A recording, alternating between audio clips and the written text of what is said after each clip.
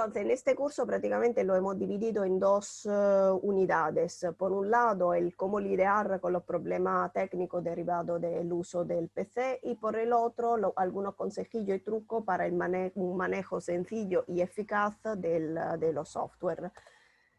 Los objetivos de este curso son, por un lado, saber identificar los fallos de hardware o de software.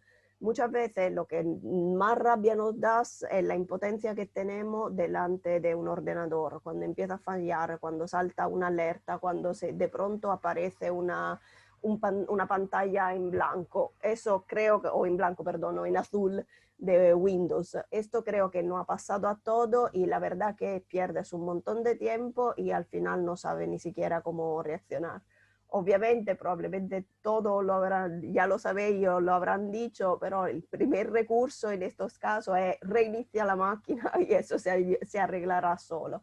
Pero lo que queremos en este caso, en este curso, es el paso siguiente cuando ya habéis reiniciado la máquina y eso sigue sin funcionar. Entonces, para que sepáis por dónde vienen los tiros y qué podemos hacer en esos casos.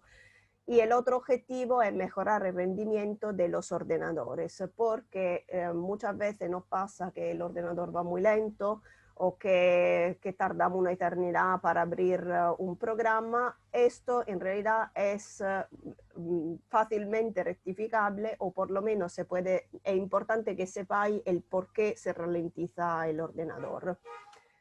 Si queréis, luego podemos pedir, si os interesa, podemos pedir a Juan que os pase los PowerPoint, porque obviamente hay link en estos PowerPoint que igual os puede hacer falta, bueno, puede venir bien que lo tengáis. Si no, de todas formas, en la plataforma digitaldelsa.eu lo tenéis todo.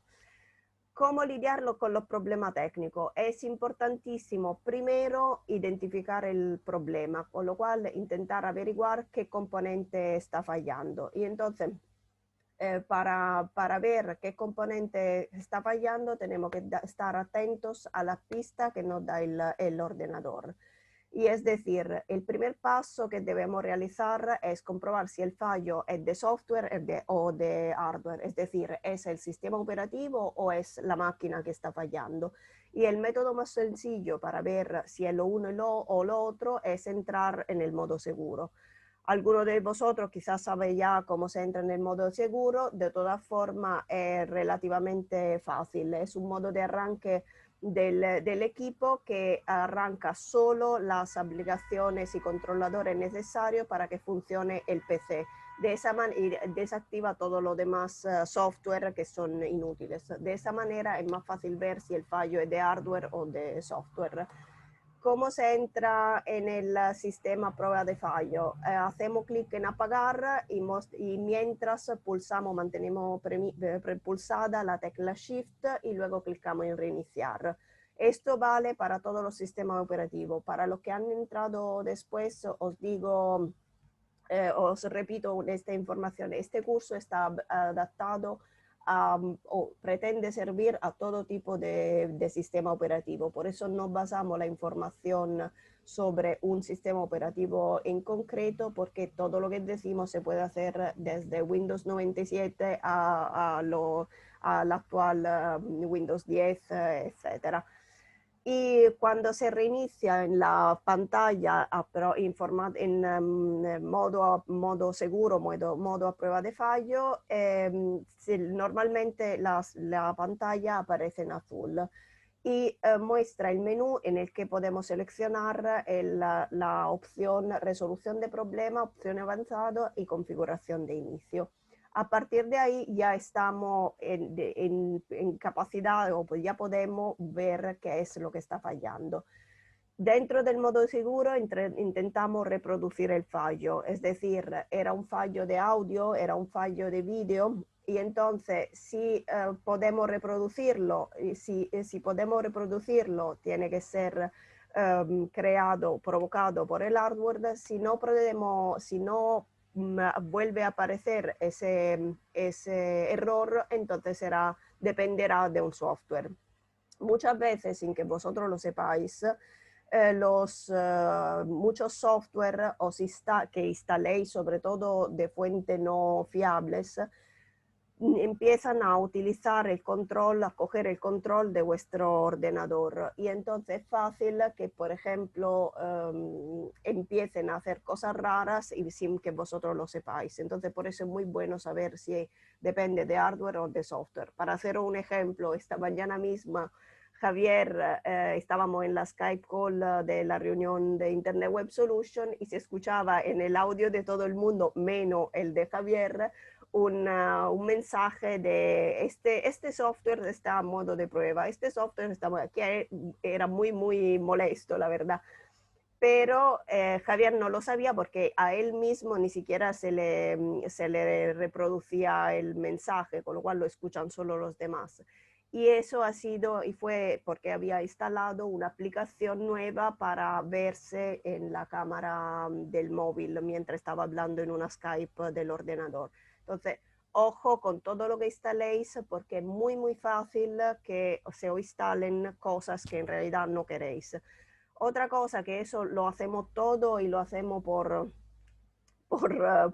yo qué sé, muchas veces por no leer.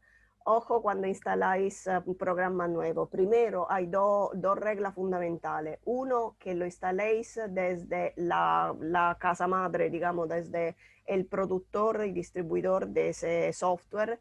Es decir, me hace falta Skype, lo descargo desde skype.es o skype.com. No vayáis buscándolo en plataforma de software y hardware porque es la mejor manera para coger todo tipo de virus, malware, etc. Y la segunda cosa es cuando una vez descargado el software que queráis, leed bien todas las alertas que saltan a medida que vais avanzando en la instalación. ¿Por qué? Porque una de ellas es, quiere que el navegador por defecto sea este otro. Otra es, quiere que además se te instale la barra de navegación de este otro, con lo cual no tengáis miedo en desclicar o en desactivar todas las opciones que el programa os da por defecto, porque muchas veces es por ahí también donde os entran aplicaciones raras que no sabéis por qué encontráis. No sé si os ha pasado, normalmente es algo muy, muy común. Eh, digamos, si el error habéis localizado el error, normalmente el ordenador os ayuda con una alerta que ahora mismo sería completamente indescifrable, pero nosotros os diremos cómo descifrarla. Entonces, os salta la alerta que normalmente os dice también el número de error que está dando el hardware. Con lo cual, este código es un código fundamental, porque por mucho que a nosotros a primera vista no nos dice nada, lo tenéis que apuntar en algún lado y simplemente basta con buscarlo en internet. Con lo cual, en ese caso, por ejemplo, en este PowerPoint hemos incluido el error 1079, que dicho así, a un cualquier usuario no dice absolutamente nada.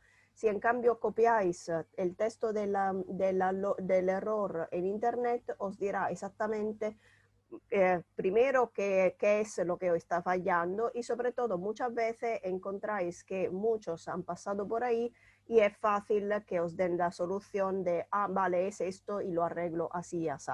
Entonces, este curso pretende daros herramientas para que podáis solucionar los problemas vosotros mismos y sin gastar dinero para ir a que os lo arreglen en los técnicos especialistas. Obviamente habrá un momento en que sí no tendréis más remedio, pero por lo menos que estéis seguros de haber intentado todo lo posible por vosotros mismos.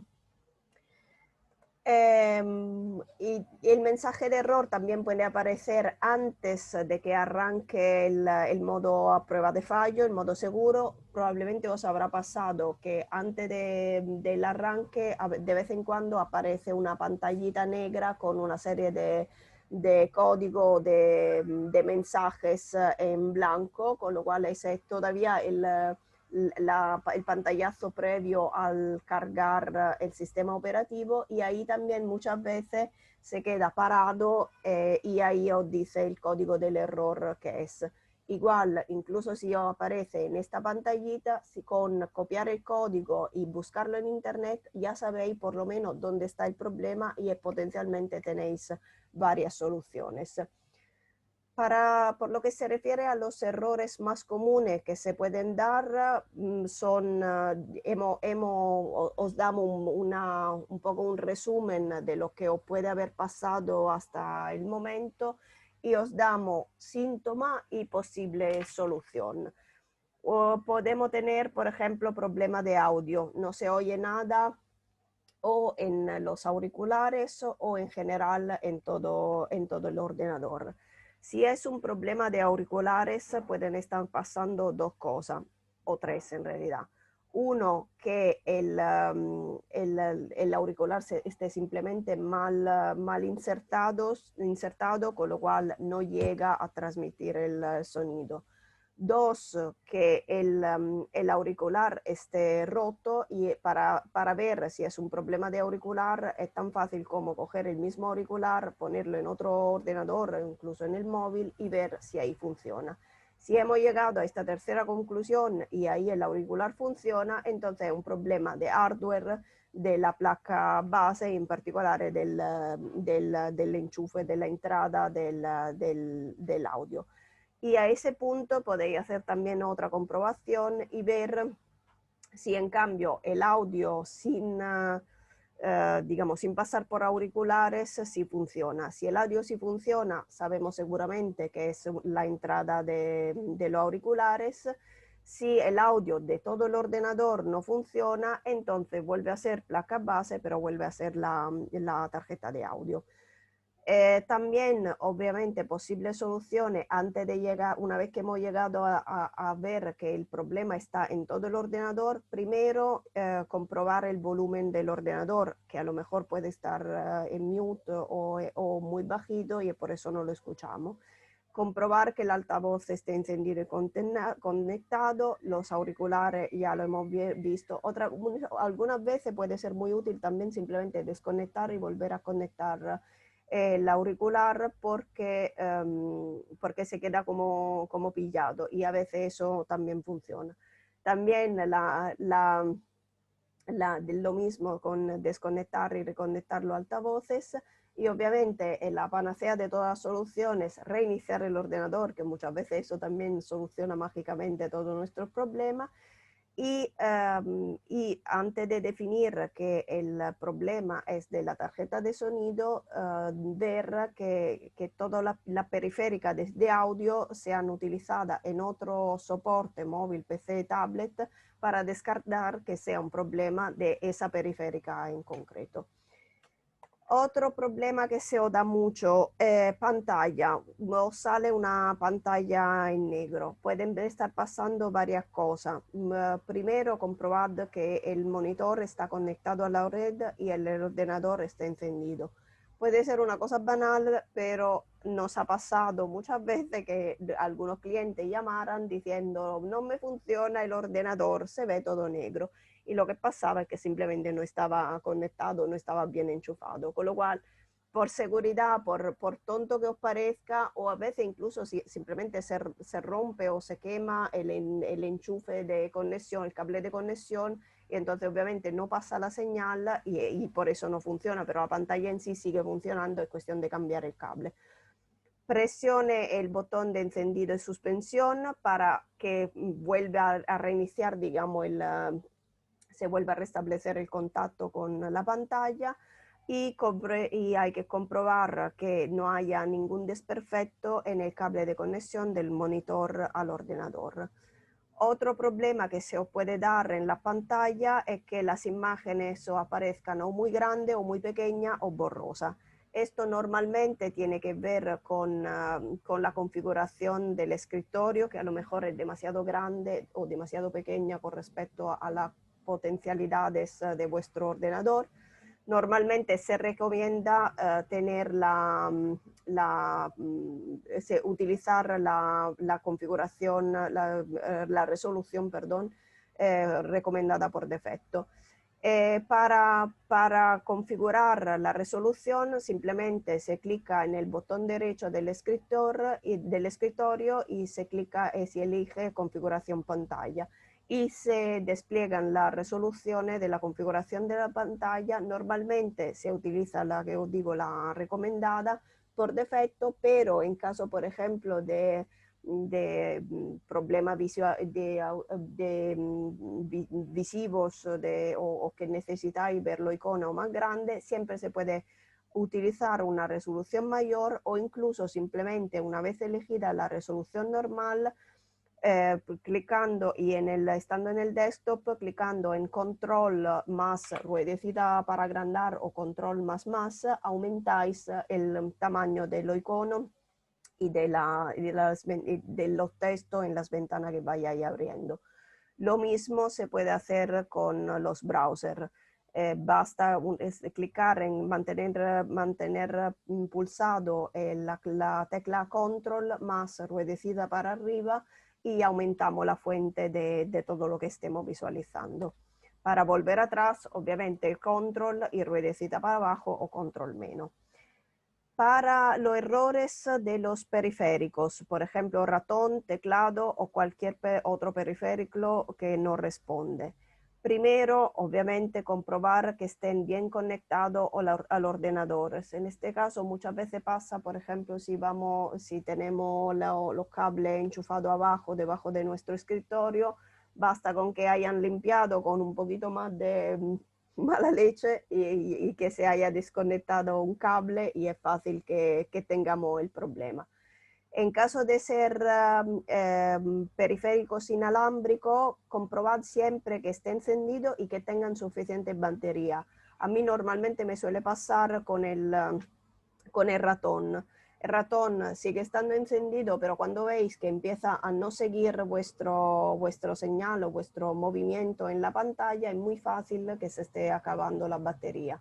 Se cambia la batería y vuelven a funcionar perfectamente. Ahí también una cosa muy útil puede ser sacar digamos, la señal. Normalmente por ejemplo, en el ratón hay un pequeñísimo infrarrojo, digamos, que se enchufa en el PC. Sacad eso y volved a ponerlo para que se vuelva a restaurar la conexión con el ordenador en caso de duda o que no sea de la pila. También muchas veces nos enamoramos perdidamente de un ratón o de un teclado y no leemos exactamente las especificaciones del fabricante, con lo cual antes de comprar cualquier cosa, por favor comprobad que sean compatibles con vuestro sistema operativo, porque si no son súper bonitos pero no lo podéis utilizar. Otra vez la vieja solución de apagar el ordenador y conectar y desconectar el periférico y volver a encender, porque muchas veces se acumula energía electrostática en las entradas y eso hace que no se reconozcan los periféricos. Con lo cual, en ese caso, desenchufarlo y volver a enchufarlo para que vuelva a establecerse la conexión por el ordenador. Y finalmente, a veces puede ser un problema de driver y en este caso lo más fácil es buscar eventuales actualizaciones posibles mediante Windows Update si tenéis el sistema operativo de Windows 10, digamos. Si no, en lo anteriores se busca driver o buscar actualizaciones y ahí también os dicen los periféricos que necesitarían ser actualizados. El ordenador en sí, ¿qué puede pasar si el ordenador, por ejemplo, no enciende? Y eso también suele pasar mucho. Puede estar pasando, obviamente, que el ordenador no esté conectado a la corriente o que no tenga suficiente batería. Si es un ordenador de torre, comprobad el interruptor trasero del ordenador, que también a veces a lo mejor limpiando se pone en apagado y ya venga a intentar encender y es imposible. Si el ordenador no arranca, a veces, sobre todo los de torre, pueden avisar con una serie de pitidos. Y los pitidos que os pongo a continuación son los más comunes. Los pitidos continuos indican un fallo eléctrico. Pitido corto pero constante, la placa base está dañada. Un pitido largo es un error de la RAM. Un pitido largo y uno corto, error de la placa base. Uno largo y dos cortos es fallo de la tarjeta video, y uno largo normal, pero es distinto del primer largo de la RAM, es un sonido distinto. Todo funciona correctamente y de hecho eso es el normal pitido que escucháis al arrancar un ordenador, sobre todo los de torres. Cualquiera de los fallos anteriores tristemente conlleva el cambio de la pieza dañada, entonces ahí ya sí no podéis hacer nada vosotros, tenéis que recurrir a un especialista que pueda saber cómo cambiar el componente que está fallando. Hasta ahora hemos visto cuáles son los errores más comunes y las soluciones más accesibles y frecuentes. Obviamente esta información puede ser ampliada en los enlaces de la bibliografía que encontráis en digitaldensa.eu. También hay ¿cómo se llama? Hay tutoriales que os ayudan en un caso en concreto, pero lo que queremos con este curso es que por lo menos seáis conscientes de qué puede ser lo que esté fallando para que os sea más fácil ir a buscar una solución. Todos estos ejemplos que hemos dado, digamos, las capturas de pantalla vienen del Windows 10, pero como os decía, todas estas funcionalidades las podéis encontrar en todo tipo de sistema operativo, con lo cual no estáis atados al Windows 10.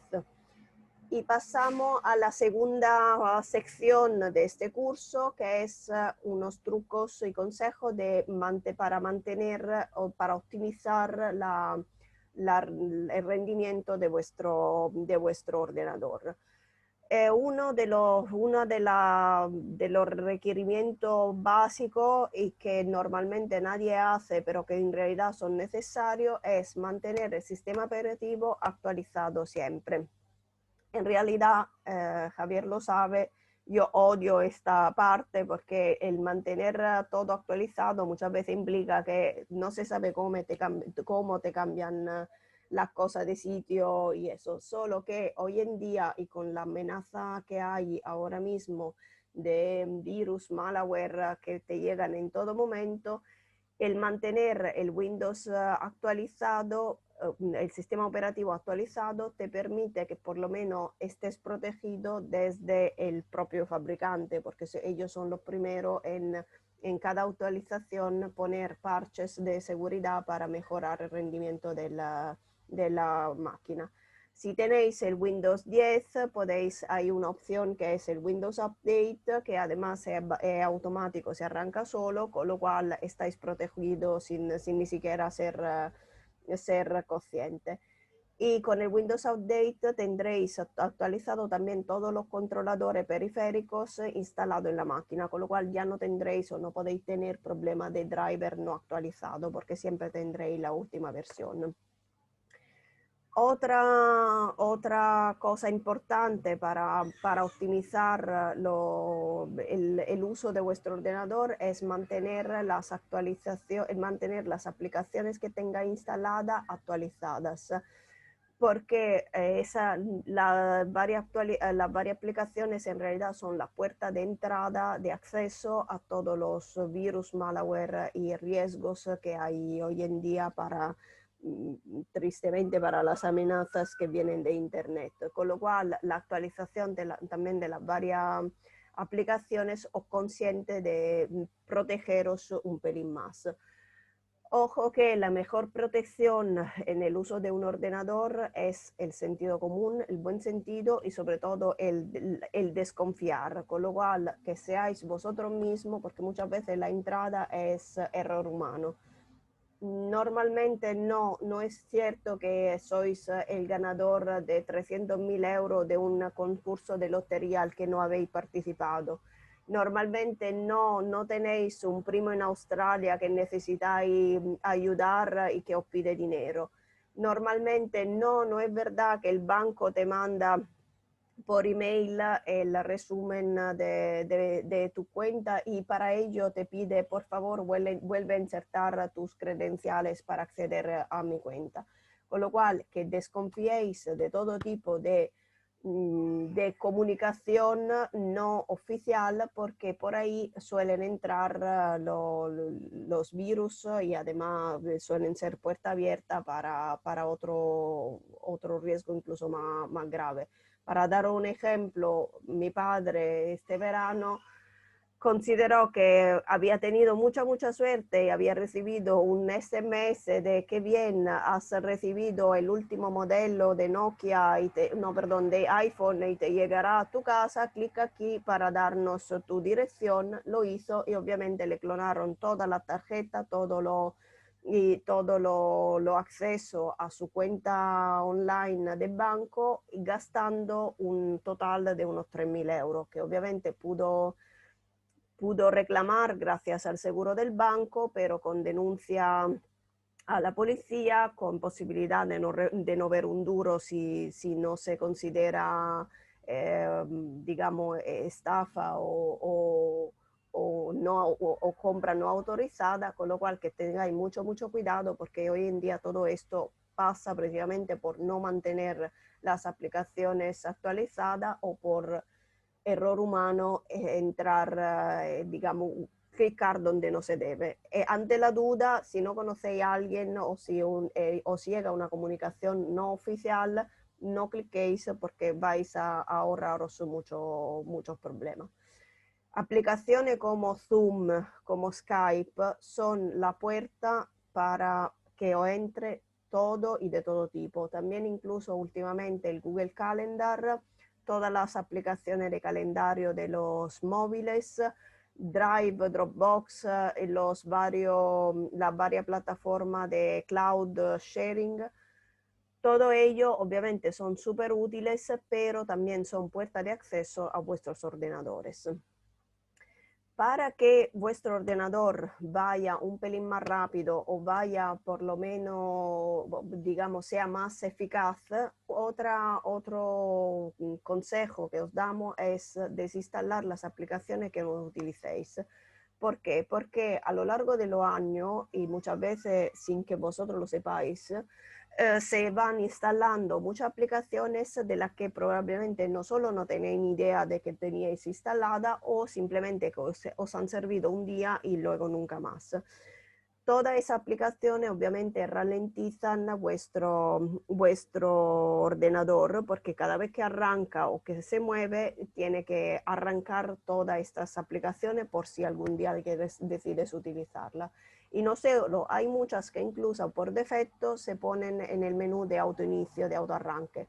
Probablemente os habrá pasado. Eso también ralentiza muchísimo el rendimiento del ordenador.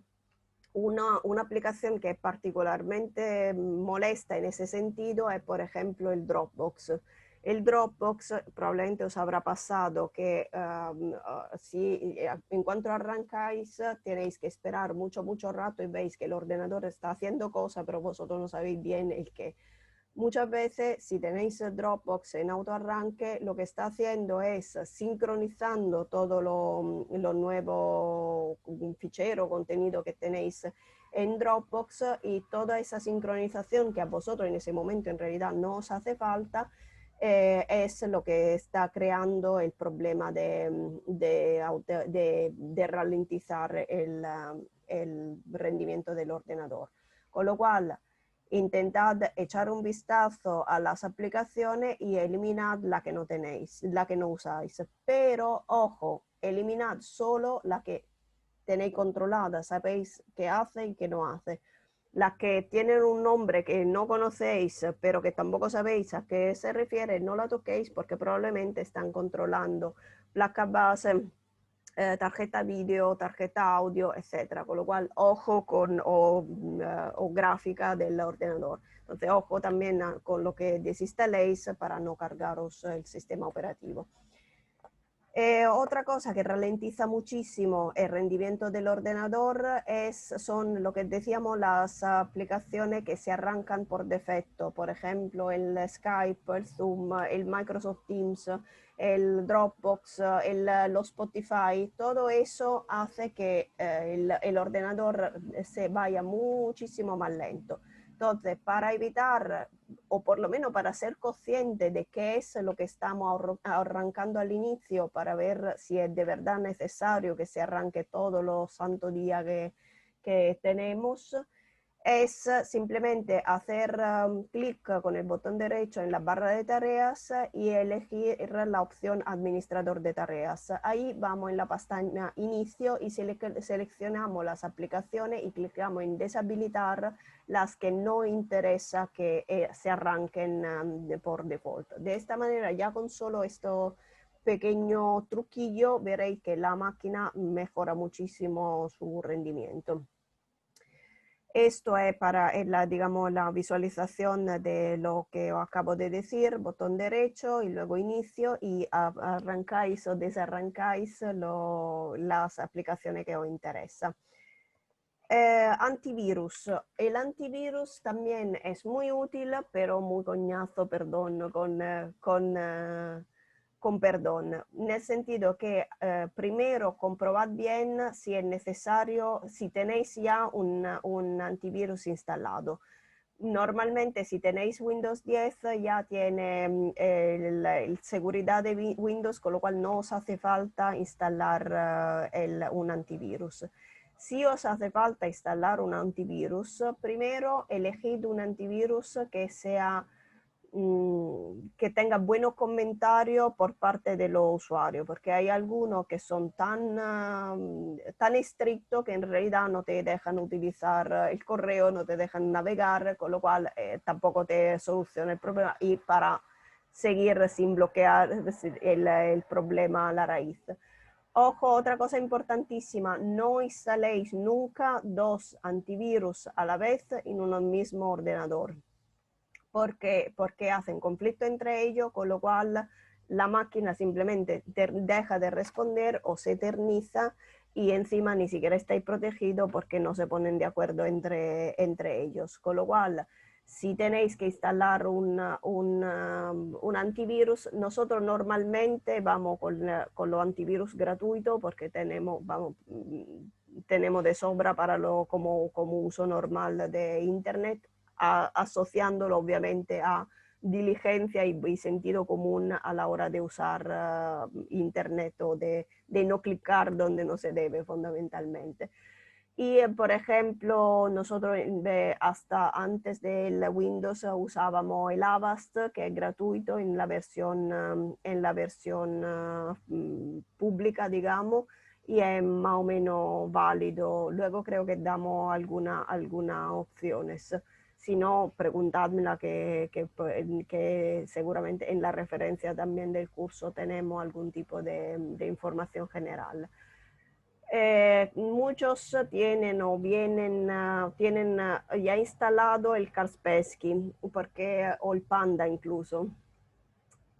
Ambos son antivirus válidos, pero bastante coñazos, bastante que ralentizan mucho y sobre todo que son gratuitos el primer año y luego lo tiene que ir pagando. Personalmente creo que actualmente no es necesario pagar un antivirus. Primero, si tenemos el Windows 10 ya estáis protegidos. Y segundo, teniendo como hay muchas ofertas, muchos antivirus gratuitos que son igualmente válidos. Con lo cual, en caso de tener un Kaspersky, simplemente podéis desinstalarlo e instalar un Avast que es gratuito y os protege exactamente igual. Para detectar virus, normalmente el antivirus digamos, está programado para pasar un examen rápido todos los días a una determinada hora. Eso lo podéis configurar, obviamente. Yo recomiendo que eso se quede así como es, que hagáis el escaneo diario. Si tenéis la sensación de de que puede haber entrado algo, simplemente podéis abrir el antivirus que tengáis y hacer un escaneo manual para ver si se encuentran amenazas. Cuando se localizan la amenaza, normalmente se van directamente en la en la cuarentena, digamos, la carpetita de cuarentena. De ahí podéis ver si realmente son amenaza o simplemente que vuestro antivirus os ha considerado que en la última versión de, yo qué sé, película de aventura que os habéis bajado, en realidad es una amenaza grandísima. Puede pasar porque nos bajamos cualquier cosa, pero también puede ser simplemente que no reconoce el formato, con lo cual podéis decidir si veis que esa película ya la habéis usado y no ha pasado absolutamente nada, podéis decidir repristinarla, restablecerla como componente normal y no eliminarla, porque desde la cuarentena todo luego viene eliminado en un periodo de tiempo. Y si en cambio habéis revisado y todo lo que está en cuarentena es basura, pues podéis vaciar directamente la carpeta y estaréis más protegidos. Mi consejo es, una vez pasado un primer escaneo, volver a pasar un segundo escaneo.